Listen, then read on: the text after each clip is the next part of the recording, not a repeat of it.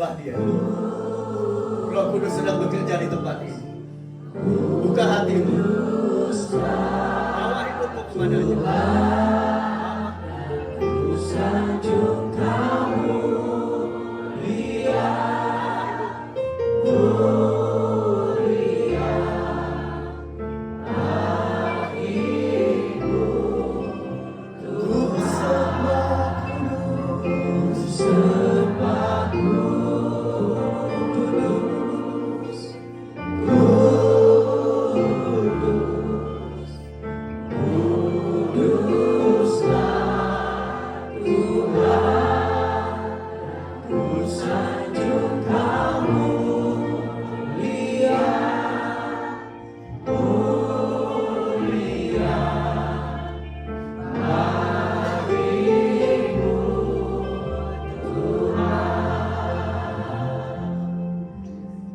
Izinkan Roh Kudus bekerja atas kalian saat ini.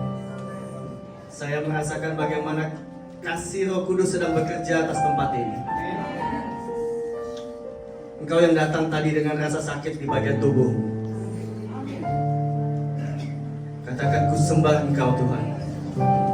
Izinkan Roh Kudus bekerja atas engkau. Saya merasakan bagaimana kasih Tuhan sedang tercurah atas setiap orang yang ada di tempat ini. Nikmati kebaikannya, nikmati kehadirannya.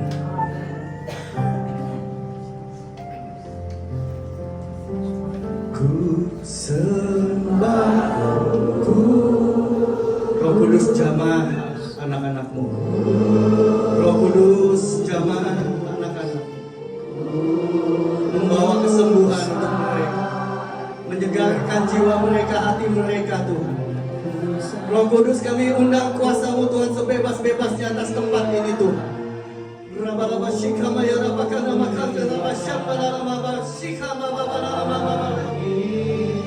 Oh, ku sembah, ku sembah, ku sembah, ku sembah, ku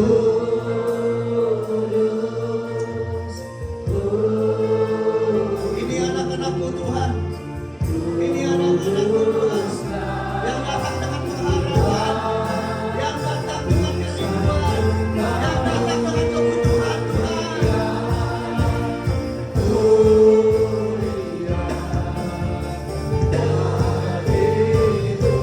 sembah Kudus, ku sembah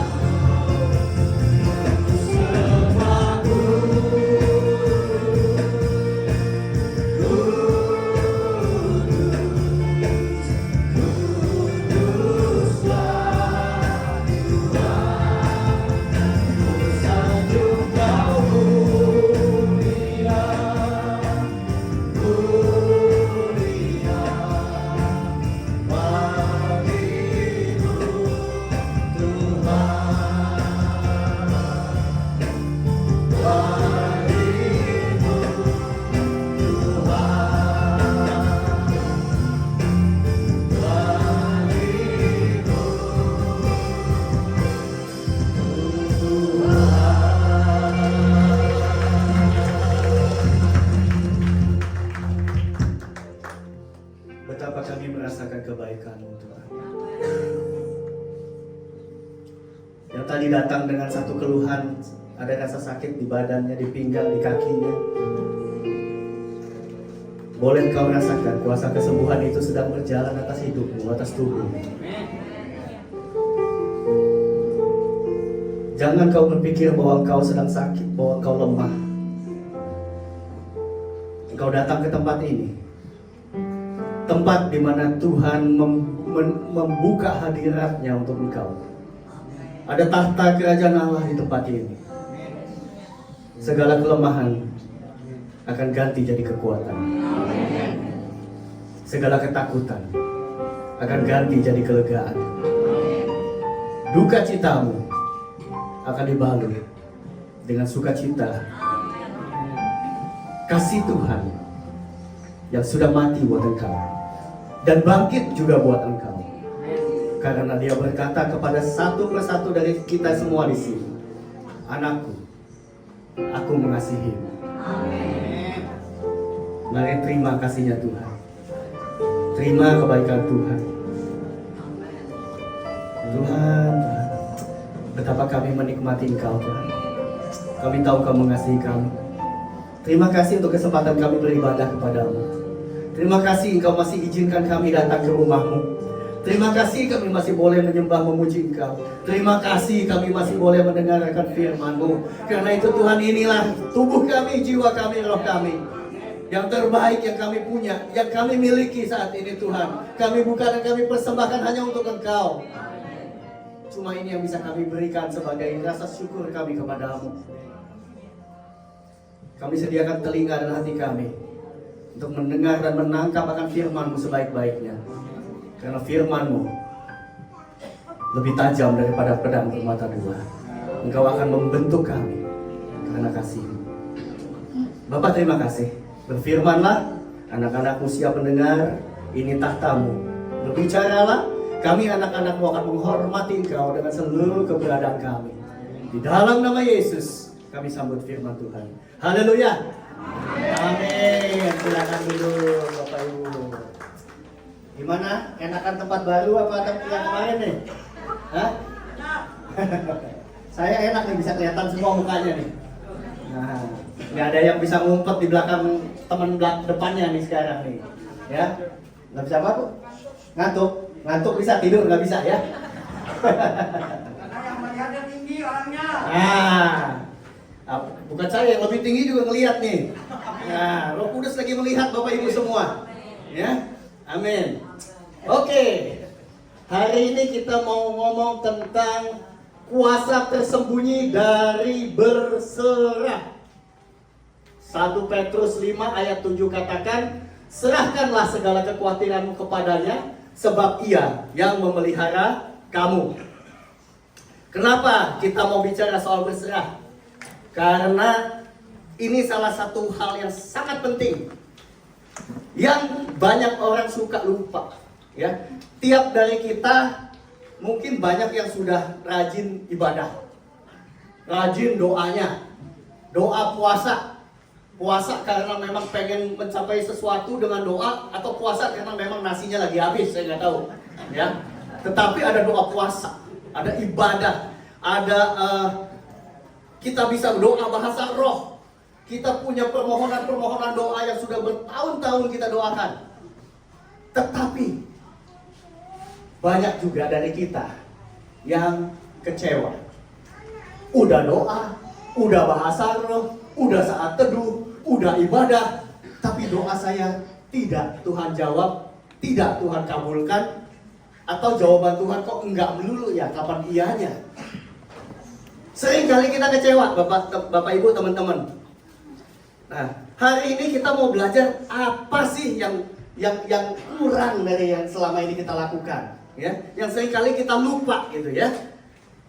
Karena kita harus belajar, Bapak Ibu, teman-teman, berdoa itu, ya, berdoa itu bukannya sedang datang kepada Tuhan, kasih satu daftar, Tuhan, nih ya, ini yang saya butuh nih. Ya, saya butuh ini nih, saya lagi butuh kerjaan. Kalau boleh diterima di PTA nih. Ya, kalau nggak boleh PTA, PTB deh. Ya, jelek-jeleknya PTC deh Tuhan deh. Yang mana lah gitu ya. Kita datang sama Tuhan, kita sudah punya agenda-agenda, kita sudah punya PR-PR yang Tuhan harus kerjakan buat kita. Ya, doa bukannya kasih belanjaan, bukannya kasih tugas, kasih PR kepada Tuhan, bukan. Yang butuh doa itu kita atau Tuhan? Kita kan? Kenapa Tuhan yang dikasih tugas ya banyak-banyak? Kita datang kepada Tuhan dengan berdoa. Tujuan utamanya adalah minta Tuhan mampukan untuk kita ngerti, untuk kita tahu, untuk kita dikasih kemampuan hidup berjalan sesuai dengan rencana Tuhan. Jangan terbolak-balik. Kalau kita datang selalu dengan ini, Tuhan, saya butuhnya A, B, C, D, E. Makanya waktu tidak terjawab, seringkali orang menjadi kecewa. Karena kita sudah tentukan jawaban Tuhan harus ini ya. Kalau nggak ini. Kalau nggak yang ini ya yang inilah gitu. Kalau ini nggak dijawab, kita kecewa. Padahal Tuhan selalu bilang apa? Aku memberikan sesuatu yang terbaik. Bukan cuma baik. Tuhan merancangkan sesuatu yang terbaik buat kita. Yang kita nggak mengerti. Jadi kalau kita ngomong yang A, B, C, D, Tuhan mau kasihnya H, I, J, K, L. Kita nggak ngerti. Makanya kita sering kecewa. Doa kita kayaknya kok nggak dijawab bertahun-tahun. Nah, hari ini kita mau belajar satu kunci bagaimana doa itu bisa menjadi sesuatu yang powerful, yang sangat penting gitu ya. Kita bisa doa bahasa roh, kita bisa doa syafaat, kita bisa doa dengan firman dan lain-lain. Tetapi yang penting adalah bagaimana kita bisa berserah. Datang kepada Tuhan dengan satu kerinduan untuk tahu, untuk dengar Tuhan mau apa buat saya. Bukannya saya mau Tuhan lakukan ABC buat saya, bukan. Kita datang kepada Tuhan dengan hati, sikap. Tuhan, saya datang, saya mau tahu hari ini saya dikasih tugas apa Tuhan, saya siap. Tuhan mau saya kerjain apa hari ini, saya siap. Kalau kita tidak datang dengan agenda-agenda tadi, saya jamin kita nggak punya bahan buat kecewa. Karena kita datang bukan bawa bahan kita, tapi kita datang bertanya sama Tuhan. Dengan kondisi saya seperti ini, dengan keadaan saya seperti ini, Tuhan mau saya apa? Ya. Di dalam berserah ini, kenapa saya bilang ada rahasia kekuatan luar biasa dalam berserah? Karena di dalam berserah itu kita nggak bisa berserah kalau kita nggak punya rasa percaya dan rasa aman. Ya, aman ya? Kita nggak bisa berserah kalau kita nggak punya kerinduan untuk taat. Dan kita nggak bisa berserah kalau kita nggak punya kerendahan hati. Makanya saya bilang berserah itu luar biasa dahsyat. Kita bisa belajar dari seorang anak muda yang kaya raya yang datang kepada Tuhan Yesus. Ingat ceritanya? Dia bilang, Tuhan, saya sudah ibadah. Saya sudah hafal semua isi Alkitab. Saya sudah nyumbang ke kanan ke kiri. Apalagi yang saya perlu Tuhan supaya saya bisa masuk surga? Anak muda itu bertanya begitu kan? Lalu Tuhan bilang apa? Jual seluruh hartamu dan ikutlah aku. Bisa nggak anak muda itu? Nggak bisa. Kenapa? Dia tidak datang dengan berserah. Dia datang dengan satu kebanggaan. Saya sudah orang benar Tuhan. Saya sudah ibadah. Saya sudah nyumbang. Saya orang baik Tuhan. Makanya saya cuma pengen pastiin doang. Tuhan, di sorga saya dapat kaplingnya di mana? Ya kan? Tapi ternyata Tuhan bilang, belum cukup. Kamu melakukan itu bukan karena kamu mau berserah melakukan apa yang Tuhan mau. Kamu mencari satu pengakuan, satu kenyamanan, satu rasa ya seimbang lah, dikit-dikit bikin jahat tapi di sini saya bikin baik. Gitu. Tapi Tuhan bilang, jual seluruh hartamu dan ikutlah aku. Artinya buang semua kebanggaanmu, kesombonganmu, apa yang kamu harapkan, apa yang kamu jadikan pegangan sekarang, buang dan ikut Tuhan, berserah. Anak muda itu pergi, gak bisa. Ternyata berserah gak gampang ya.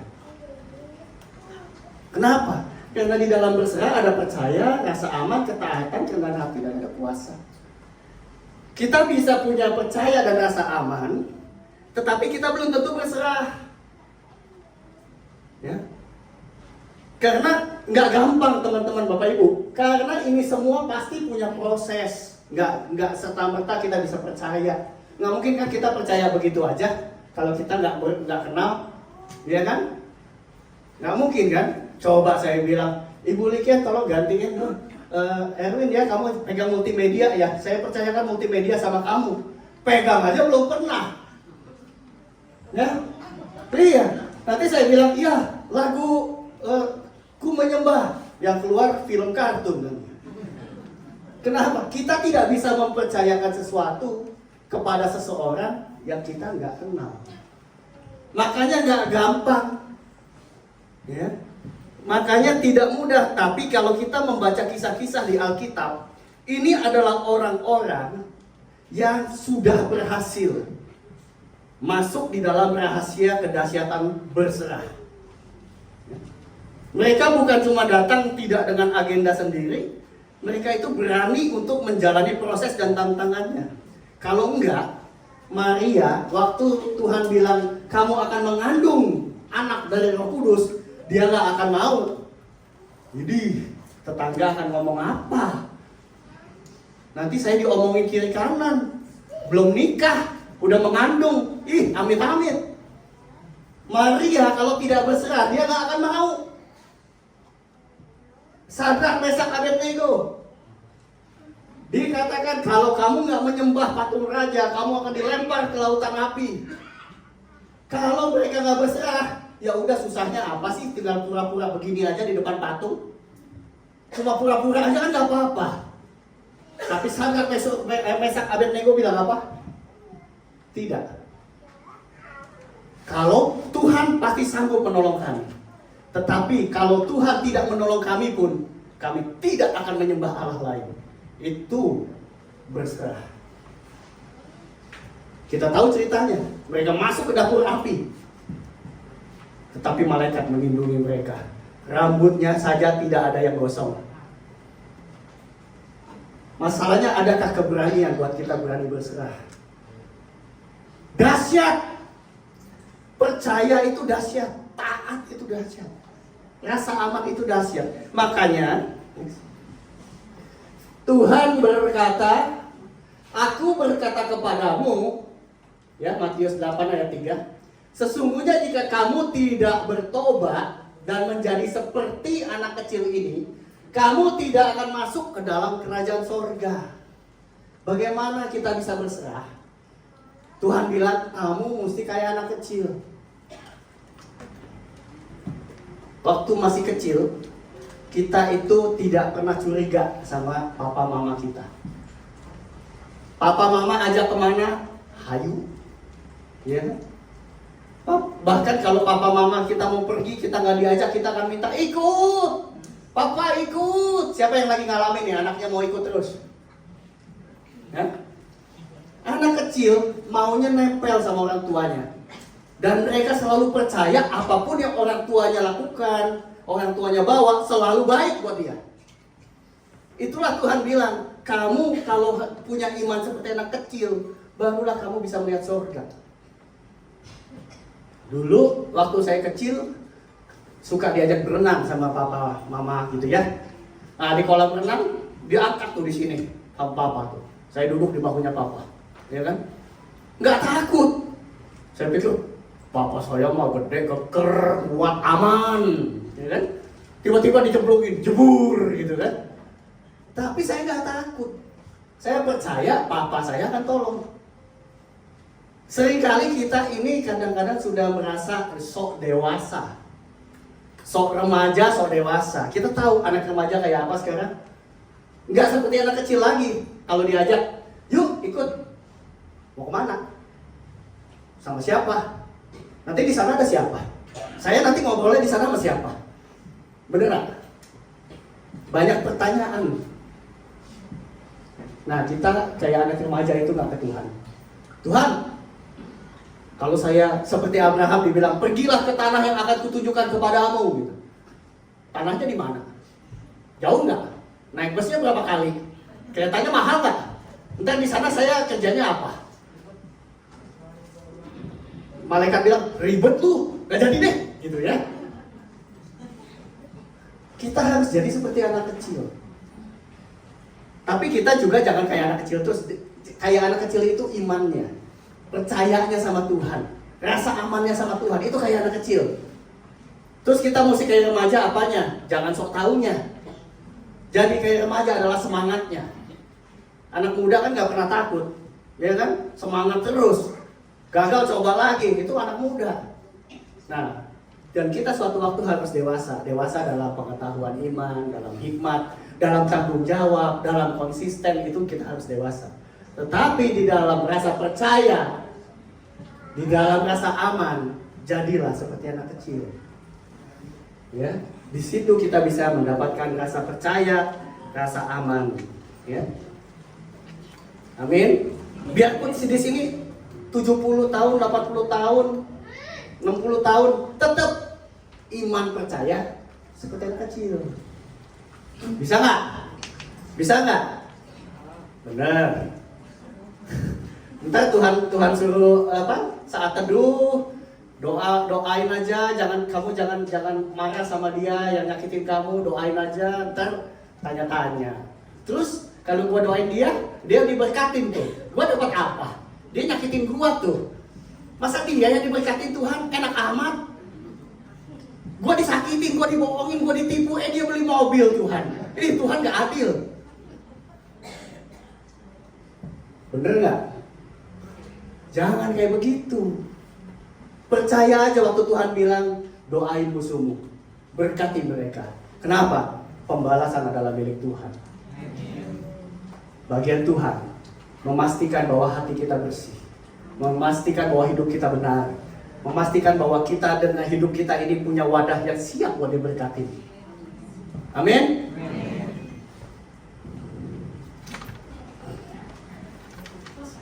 Nah, berikutnya di dalam berserah itu perlu ketaatan, ya. Pasti butuh taat, karena kita nggak bisa ngomong berserah tapi kita nggak lakukan apa-apa, ya. Tuhan bilang ampuni dia, oh Tuhan aku berserah tapi kita nggak mau ngampuni. Next. 1 Petrus 4 ayat 17.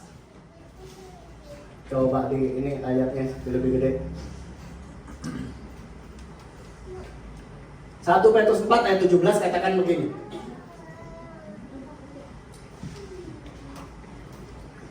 Sekarang telah tiba saatnya penghakiman dimulai, dan pada rumah Allah sendiri yang harus pertama-tama dihakimi. Jika penghakiman itu dimulai pada kita, bagaimana kesudahannya dengan mereka yang tidak percaya pada Injil Allah? Jadi jangan heran teman-teman, Bapak Ibu, kalau kita yang ngaku orang percaya, yang sudah ibadah, yang kayaknya masuk dalam satu tantangan hidup yang lebih berat. Jangan heran, karena Tuhan peduli, Tuhan mau bentuk, Tuhan mau latih itu anak-anaknya dulu. Yang belum jadi anak Tuhan nanti aja, kata Tuhan, ada bagiannya. Jadi jangan bertanya, saya pelayanan, kenapa malah saya yang banyak masalah? Itu adik saya hidupnya belangsak, kok dia enak-enakan aja? Itu bukan bagian kita, Bapak Ibu.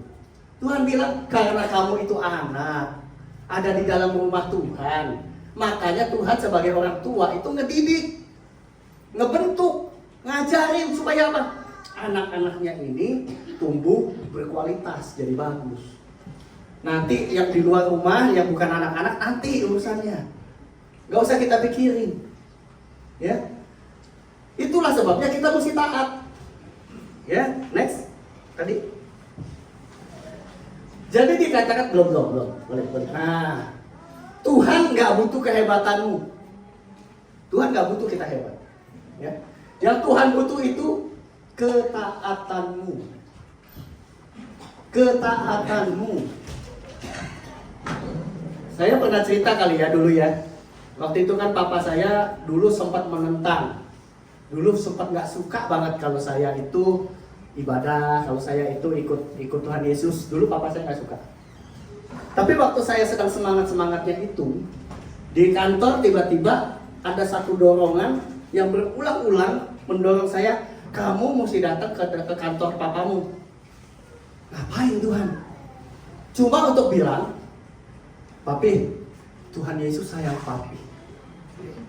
Cuma untuk bilang, papi, Tuhan Yesus sayang papi. Padahal papa saya tidak suka kalau saya ngomong tentang Tuhan Yesus. Pilihan saya, abaikan aja lah, itu perasaan doang kah? Gitu ya. Atau saya mencoba buat taat.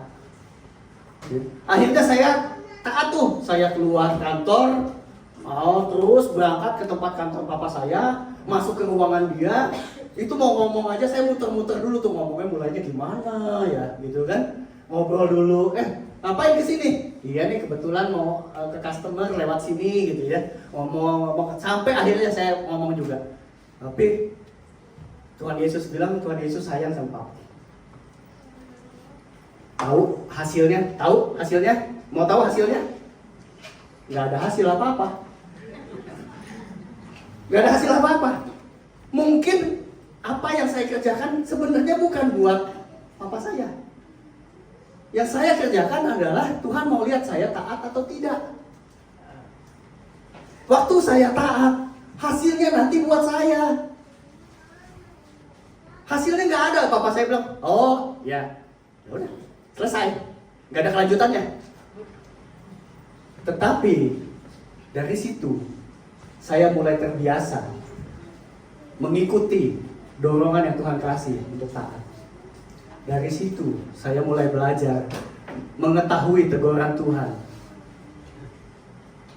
Perjalanannya panjang, ketaatan itu nggak akan selesai, panjang.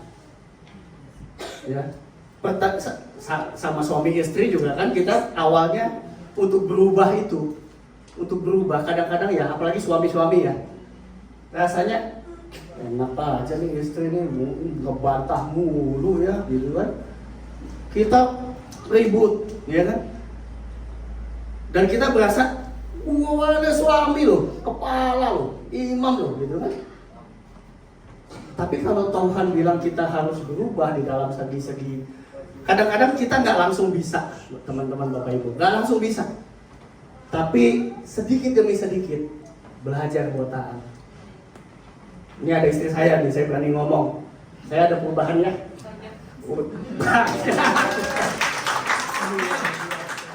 Saya berani menyampaikan apa yang sudah saya alami, Bapak Ibu. Saya bukannya murid sekolah Alkitab yang besar, yang waduh pelajarannya luar biasa, enggak. Saya belajar dari kehidupan ketaatan sama Tuhan. Saya belajar dari bagaimana saya mengalami sakit penyakit. Saya belajar untuk taat pada saat orang-orang terdekat saya satu demi satu dipanggil pulang oleh Tuhan. Saya belajar taat waktu apa yang saya punya hilang dari hidup saya. Saya belajar taat. Tetapi saya mau katakan, buahnya bisa saya nikmati sekarang. Buahnya bisa orang sekitar saya rasakan sekarang. Pertama-tama keluarga saya. Papa saya sekarang nggak menentang saya. Udah berapa kali papa saya ikut ibadah di sini ya, Mami Pin ya, Tante Pin ya. Papa saya udah berapa kali ikut ibadah di sini. Walaupun dia belum sepenuhnya, tetapi dia sekarang mendukung. Ada buahnya, ada. Taat. Walaupun kita nggak mengerti. Walaupun pada waktu orang yang saya perjuangkan, saya harapkan dia sembuh, tetapi Tuhan malah panggil dia pulang. Waktu anak yang tadinya saya pikir adalah mujizat Tuhan yang diberikan sebagai hadiah kepada saya, ternyata anak saya pun harus dipanggil pulang oleh Tuhan. Tetapi pada saat itu juga saya tahu segala sesuatu itu milik Tuhan. Dan yang terbaik akan Tuhan sediakan buat saya. Taat ada di dalam berserah.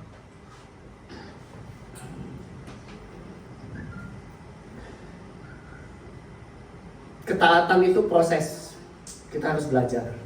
Saya pernah dulu ya waktu kelas 4 SD itu zaman-zamannya, mungkin tahu ya dulu yang seangkatan saya, zamannya sepeda BMX tuh yang buat apa?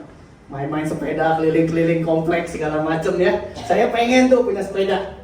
Jadi saya bilang sama papa mama saya, mau dong sepeda. Dia bilang boleh. Waktu itu saya kelas 4 SD. Boleh. Tapi ada syaratnya, kamu harus juara 1. Jadi dari TK sampai kelas 3 saya nggak pernah juara 1, Bapak Ibu. Ya paling mentok lumayan lah, juara 3, juara 5 masih dapat gitu ya. Tapi juara 1 nggak pernah.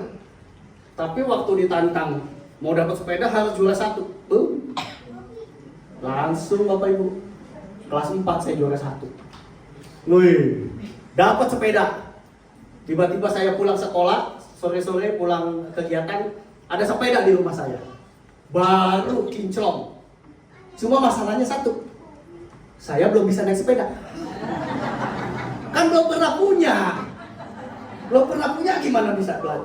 Jadi saya sudah punya sesuatu, hadiah yang Tuhan kasih, ataupun yang orang tua saya kasih, sebuah sepeda yang saya mau. Tapi kan saya mesti belajar naik sepeda dulu. Karena saya nggak bisa. Kebetulan rumah saya waktu itu bentuknya kayak gang gitu ya, agak panjang gitu ya. Jadi saya naikin tuh sepeda, sambil genjot sambil pegangan tembok gitu ya. Udah mulai bisa jalan sedikit ke depan rumah, jatuh kena ke masuk lewat got. Jadi kadang-kadang teman-teman Bapak Ibu, sesuatu yang Tuhan kasih kepada kita perlu proses untuk bisa kita nikmatin. Saya sudah punya sepeda ini, tapi saya belum bisa naikinnya. Saya mesti belajar, dan belajar itu ternyata jatuh bangun. Baru setelah itu saya bisa dengan bergaya keliling komplek. Ya. Demikian juga di dalam berserah ada yang namanya kerendahan hati. Mau diproses Tuhan, mau belajar dari Tuhan, mau mengerti bahwa Yohanes 15 ayat 5 katakan, akulah pokok anggur lain nih, bukan yang ini. Yohanes 15 ayat 5, akulah pokok anggur dan kamulah ranting-rantingnya. Barang siapa tinggal di dalam aku dan aku di dalam dia, ia berbuah banyak, sebab di luar aku kamu tidak dapat berbuat apa-apa. Di dalam berserah harus ada kerendahan hati. Kalau kita merasa kita bisa, kalau kita merasa kita mampu, kita nggak akan dapat sesuatu yang terbaik dari Tuhan. Karena Tuhan katakan, di luar aku kamu nggak bisa apa-apa. Jadi jangan pernah merasa bahwa kita punya kemampuan, kita punya kekuatan, kita punya kepintaran, itu bisa menunjang hidup kita. Kalau Tuhan gak izinkan, itu tidak akan terjadi. Termasuk karunia. Jangan pernah kita merasa karunia ini milik saya. Hati-hati. Teman-teman yang pelayanan, hati-hati. Jangan pernah berkata, aku punya karunia.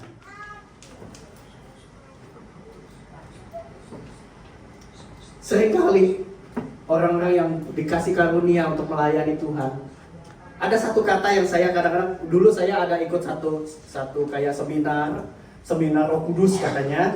Di situ ada hamba Tuhan dari luar negeri yang datang, dia bilang gini, semua yang ada di sini ya, nanti akan saya nubuatkan satu persatu. Di situ hati saya langsung gak damai, Bapak Ibu. Yang saya tahu, nubuat atau karunia apapun itu datangnya dari Tuhan, terserah Tuhan. Waktu itu dia ngomong gitu, semua di sini ya, nanti terakhir ya, nanti satu-satu saya akan nubuatkan nanti. Saya langsung gak damai. Lalu saya mau ngetes. Nih. Waktu itu saya datang pakai baju kerja, masih baju kantoran. Itu masih tahun-tahun berapa lah, saya masih unyuk-unyuk gitu ya. Saya masih imut-imut gitu, percaya aja lah Bapak Ibu, saya pernah imut-imut, percaya ya, pernah, saya imut-imut pernah, gitu ya. Tapi saya udah kerja, udah lulus kuliah, udah kerja. Saya datang ke depan waktu nubuatan, lalu dia lihat saya, hamba Tuhannya datang lihat saya. Kamu di sekolahmu, kamu harus apalah gitu ya, kembali ke sekolahmu, kamu harus begini. Mungkin karena saya terlalu imut-imut, dikira saya masih anak sekolah. Aku masih anak sekolah gitu ya. 1 S, tahu aja Ibu. Dikira saya masih sekolah, tapi dari situ saya nangkep, ya berarti dia ngomong bukan nubuatan. Dia sedang melihat, menilai saya, lalu dia buat-buat. Hati-hati dengan kesombongan. Kita mesti punya kerendahan hati. Jangan merasa bahwa kita udah berjasa karena kita udah pelayanan. Pelayanan itu kehormatan, kepercayaan. Bukannya sesuatu yang kita harus banggakan sebagai, oh gue lebih dari lu nih. Lihat nih, pelayanan apa? Kita ini pelayan kok sombong. Ya? Jangan sampai kita kehilangan kerendahan hati. Karena di dalam kesombongan tidak mungkin kita bisa berserah sama Tuhan. Karena kita merasa kita mampu. Ya? Jangan juga terjebak dengan apa yang sudah pernah kita dapatkan. Dulu mah saya udah layanin Tuhan. Saya banyak loh ketemu dengan orang-orang tua nih sekarang nih. Kayak gitu tuh. Dulu, sekarang mah waktunya kamu lah yang muda. Saya mah dulu udah. Saya udah pelayanan ke sana. Ke Papua, ke dalam laut, ke atas gunung, ke balik pohon, ke dalam gua. Saya udah semua katanya. Sekarang bagian kamu yang muda. Hati-hati. Pengalaman bersama Tuhan bukan sesuatu yang kita sombongkan, tapi kita syukuri bahwa kita masih dianggap pantas sama Tuhan. Tuhan masih mau pakai hidup kita. Bersyukur. Dan di dalam berserah, selain ada unsur percaya dan rasa aman, ada ketaatan di dalam berserah, ada kerendah hatian. Terus ada kuasa.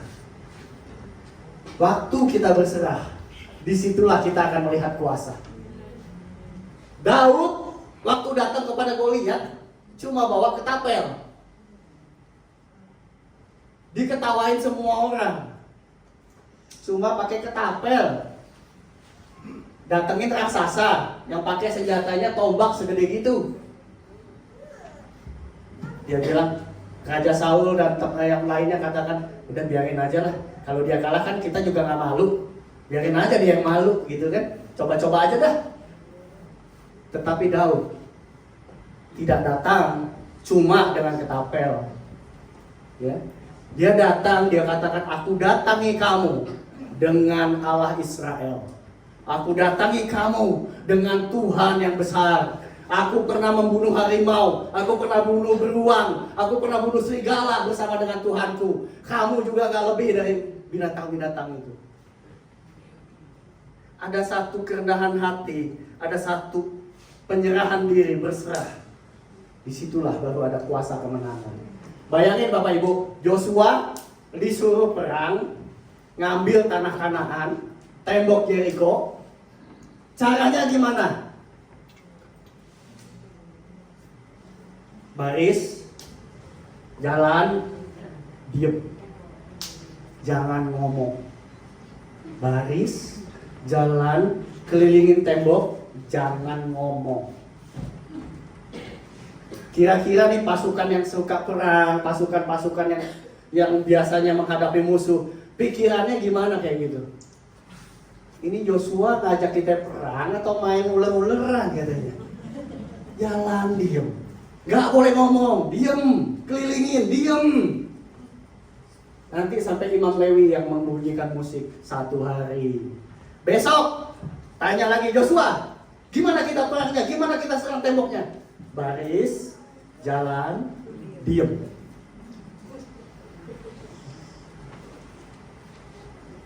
Tapi ada kerendahan hati, ada ketaatan dari prajurit-prajurit Joshua. Mereka ikut apa kata pemimpinnya. Mereka jalan, baris, diam. Jangan nanya, jangan menggerutu. Panas-panas begini suruh jalan kelilingin tembok, mendingan perang sekalian. Jalan, keliling, diam. Itu yang Joshua lakukan. Hari ketiga, sama lagi. Keempat, sama lagi. Hari ke-6, sama. Sampai hari ke-7. Tuhan katakan kelilingi 7 kali. Kelilingi 7 kali. Jalan, baris, diam. 7 kali. Setelah 7 kali apa yang Tuhan katakan? Kamu sudah taat, kamu sudah rendah hati, kamu sudah berserah dan percaya sama Tuhan. Ini waktunya semua pasukan, semua yang terlibat perang bersorak-sorai. Bunyikan musik, bunyikan semua alat-alat. Teriak dengan gegap gempita bahwa Tuhan sudah memberi kemenangan. Apa yang terjadi Bapak Ibu saat itu? Tembok Yeriko runtuh tanpa disentuh oleh pasukan. Itu kuasa. Kuasa dari berserah. Bapak Ibu kalau bingung dengan doa-doa kita belum juga menghasilkan, satu kunci yang belum kita lakukan. Berserah. Itu dahsyat Bapak Ibu. Karena di dalam berserah kita bicara, Tuhan aku percaya penuh sama kamu. Aku aman di dalam kamu. Apapun yang kamu suruh aku mau taat. Apapun yang kamu suruh, sekalipun itu rasanya menghina diriku, rasanya itu konyol Tuhan, rasanya itu gak masuk akal. Tapi aku mau rendah hati, aku mau percaya penuh, aku mau taat. Disitulah kita akan terhubung dengan sumber kuasa. Disitulah kita akan terhubung dengan yang dinamakan mujizat. Disitulah kita akan terhubung dengan kuasa Tuhan dan pertolongan akan kita dapatkan dari Tuhan. Di dalam berserah kita akan mendapatkan kuasa. Dan dari kuasa, bayangkan kalau Bapak Ibu di sini semua belajar berserah, melakukan kehendak Tuhan, melakukan apa yang Tuhan suruh, Bapak Ibu akan dipenuhi kuasa demi kuasa. Bayangkan apa yang akan terjadi? Akan terjadi kebangkitan, akan terjadi terobosan, akan terjadi pemulihan, meluas dimanapun Bapak Ibu diutus. Karena semua orang di sini diberi kuasa, akan terjadi kebangkitan. Bayangkan betapa dahsyatnya kuasa berserah. Berapa lama kita sudah ngotot-ngototan sama Tuhan sehingga hasilnya kita gak dapat. Hari ini Bapak Ibu, berserah. Berserah itu bukan menyerah. Berserah itu justru kita semakin yakin untuk berperang, menjalani kehidupan, tetapi bersama Tuhan, berseteru dengan Tuhan, dengan rencana Tuhan, dengan bimbingan Tuhan. Bukan menyerah. Yeriko roboh bukan karena pasukan menyerah, tapi karena mereka taat, mereka berserah. Daniel masuk gua singa, keluarnya utuh, itu juga karena ketaatan. Karena dia mau percaya, sehingga ada kuasa. Singa lapar aja tetap harus berpuasa jadinya. Ada kebangkitan. Dan saya mau kasih tahu Bapak Ibu, kebangkitan itu, revival katanya kan, kebangunan rohani, kebangkitan rohani, itu bukan cuma orang-orang jadi hamba Tuhan, bukan. Kebangkitan rohani adalah kebangkitan orang-orang dimanapun dan apapun profesi mereka, menjadi takut akan Tuhan, melakukannya bersama Tuhan. Sekarang bayangkan, hamba Tuhan, kalau nggak ada pemusik, emang bisa? Dia sebenarnya musik sendiri, nyanyi sendiri, ini sendiri, semuanya sendiri.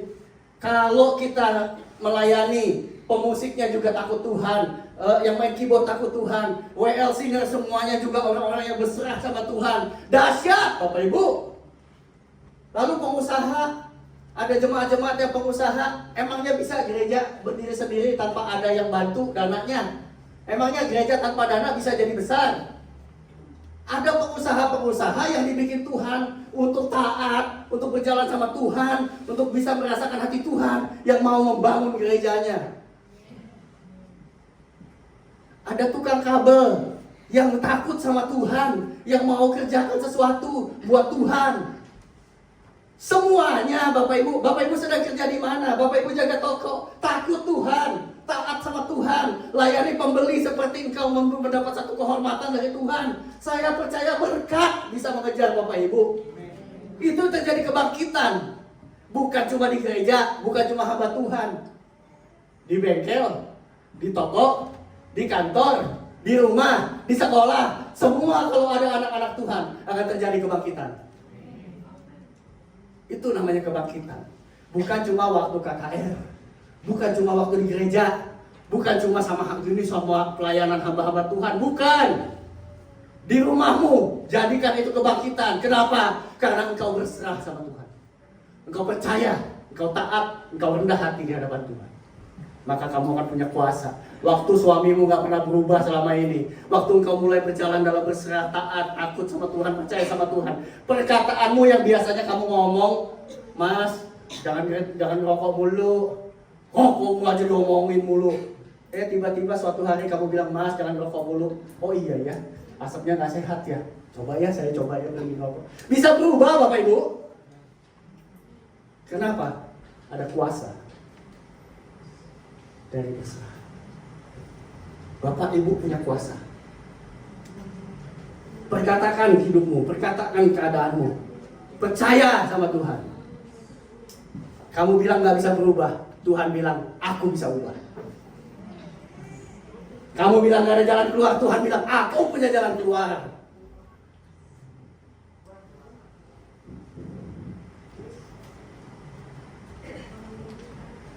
Lakukan terus apapun yang Bapak Ibu sudah biasa lakukan. Berdoa itu nggak salah Bapak Ibu. Berdoa itu harus berdoa sesuai firman. Doa di dalam roh.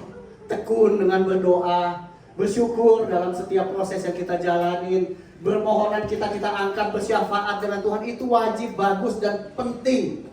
Tetapi di balik semua itu ada satu dasar yang harus Bapak Ibu miliki. Yaitu Bapak Ibu mau berserah sama Tuhan. Apapun kata Tuhan, saya ikut. Apapun kata Tuhan, saya nurut.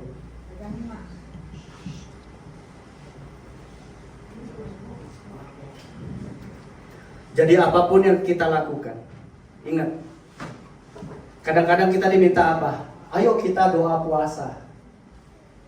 Ya. Doa puasa. Untuk apa? Untuk kesembuhan, untuk pembangunan, untuk supaya dapat perizinan dan lain-lain. Doa puasa. Doa puasa kita bukan supaya sembuh, supaya menang, supaya dapat terobosan. Bukan.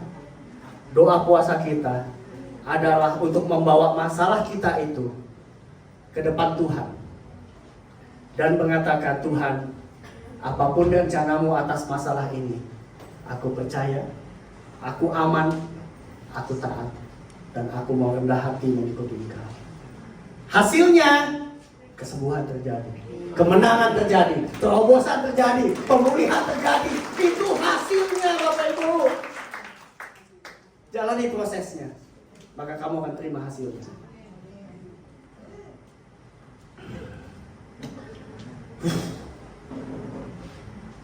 Berserah tidak mudah, tapi itu kunci untuk kita bisa berjalan sama Tuhan, bertumbuh sama Tuhan. Berserah. Bapak Ibu sudah berdoa, Bapak Ibu sudah puasa, Bapak Ibu sudah rajin ibadah, lakukan terus. Tapi datanglah kepada Tuhan dengan hati yang berkata, apa yang Tuhan mau, aku ikut. Petunjuk Tuhan apapun yang harus aku lakukan, aku taat. Sekalipun berat untuk mengampuni, aku mau mengampuni. Sekalipun berat untuk melupakan, aku akan melupakan.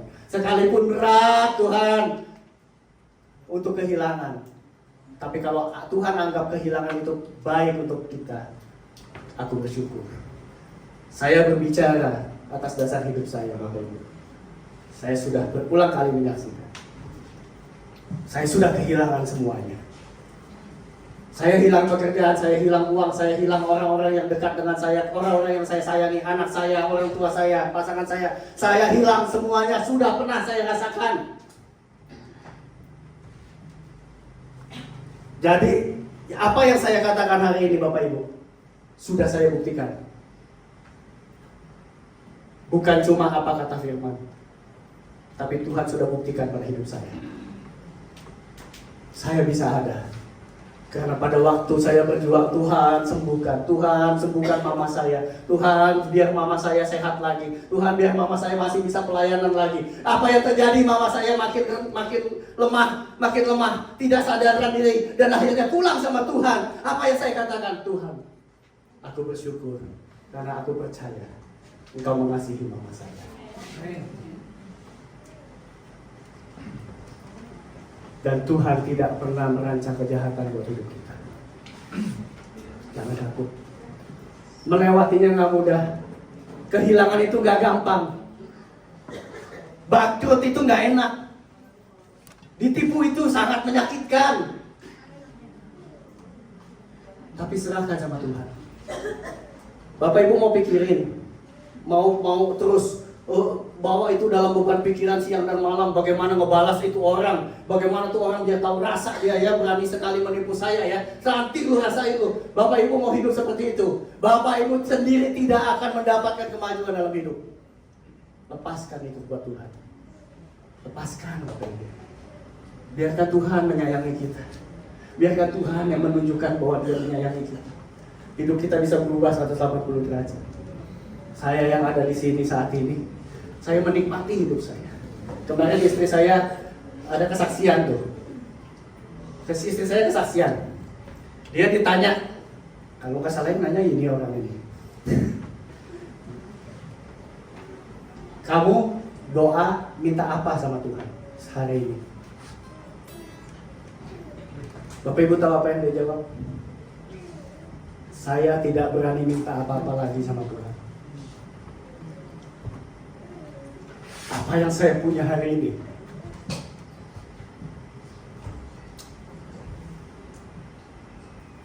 jauh lebih baik daripada apa yang bisa saya bayangkan, bisa saya dapatkan dulu.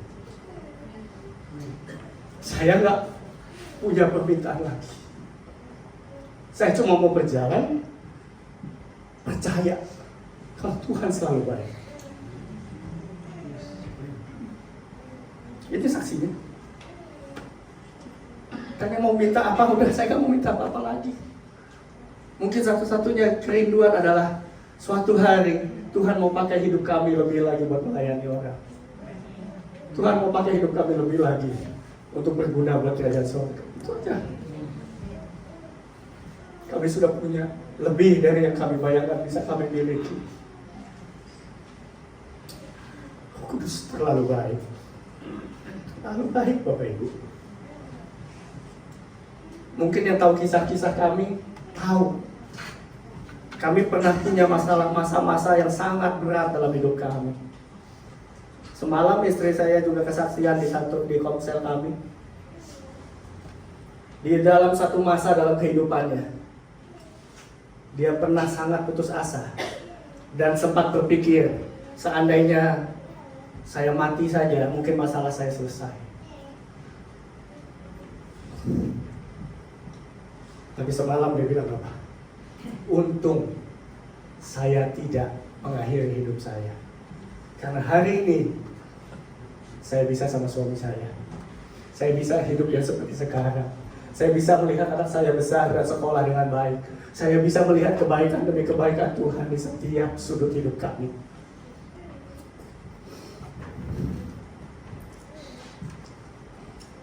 Kami di sini menyaksikan kebaikan Tuhan lebih dari yang bisa kita bayangkan Bapak Ibu. Lebih daripada yang bisa kita pikirkan. Bapak Ibu sedang kehilangan. Bapak Ibu sedang kesulitan. Bapak Ibu sedang marah dengan keadaan, dengan orang lain, dengan Tuhan bahkan. Kasih waktu untuk belajar berserah sama Tuhan. Yang jauh lebih baik, yang jauh lebih indah, yang jauh lebih mulia. Itu yang akan Tuhan berikan pada kita yang mau berserah. Setia berjalan, berserah, setia, taat, percaya, terus berjalan, jatuh, bangun lagi, jatuh, bangun lagi.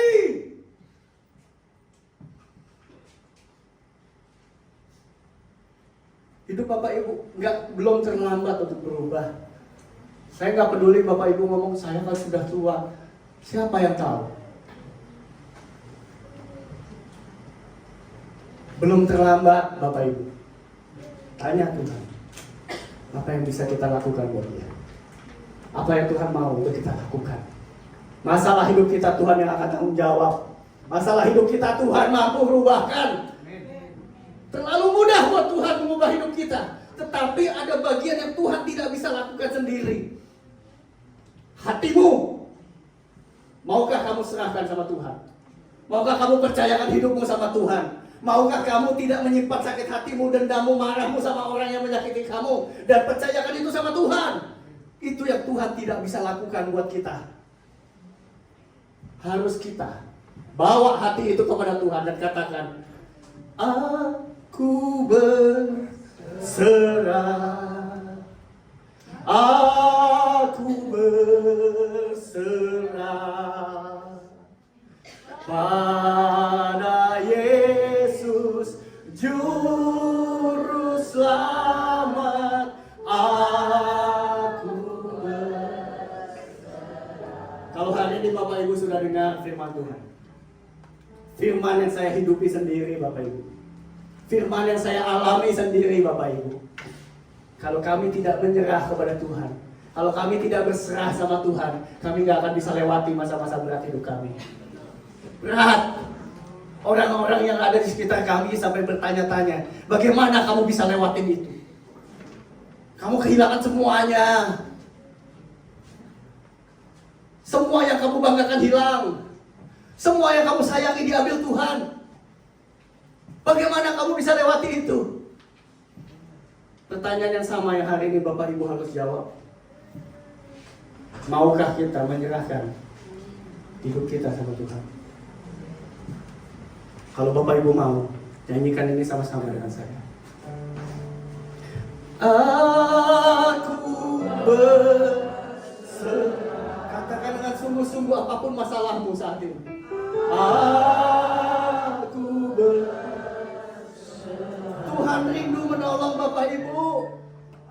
Pada Yesus Juru Selamat, aku lebih lagi aku mau berserah Tuhan. Aku berserah. Angkat hatimu kepada Tuhan. Aku berserah pada Yesus Juru Selamat. Aku berserah, aku berserah, aku berserah,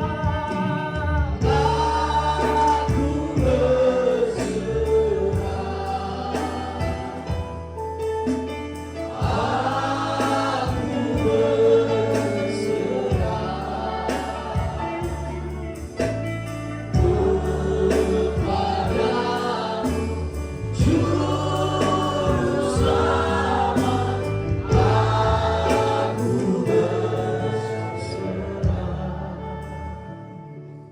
Bapak Ibu sudah dengar firman Tuhan hari ini. Satu kunci rahasia yang dahsyat untuk berserah sama Tuhan. Anak muda itu sudah melakukan segala ibadah dan kebaikan, tetapi dia tidak melakukannya karena dia berserah, karena dia mempercayakan hidupnya sama Tuhan. Maka dia pergi dengan kecewa. Anak itu tidak datang melayani karena dia punya ketaatan, tetapi karena dia merasa dia mendapat status yang baik dengan melayani. Sehingga doa-doanya terhalang dalam banyak hal. Karena kebaikan Tuhan, sore malam ini Tuhan singkapkan satu rahasia kerinduan Tuhan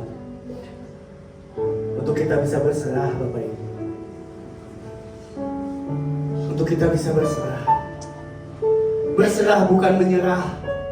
Kita berjuang dengan mempercayakan hidup kita kepada Tuhan. Itulah berserah. Semua tuntunan Tuhan, baik yang gak enak, baik yang konyol rasanya, baik yang gak masuk akal, aku berserah. Aku percaya. Aku andalkan Engkau Tuhan. Oh yes Lord.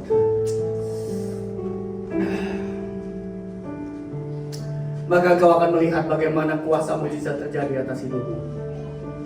Maka engkau melihat bagaimana engkau sudah membuka pintu dan mempersilakan Tuhan bekerja atas hidupmu. Maka engkau akan melihat bagaimana tangan Tuhan merubah sesuatu yang mustahil menjadi terjadi di depan matamu. Kalau engkau berkata orang ini tidak bisa berubah, jangan pikirkan orang itu. Pikirkan bagaimana engkau bisa memberikan hidupmu terbaik buat Tuhan. Tuhanlah yang akan merubah dia. Terima kasih Tuhan Yesus.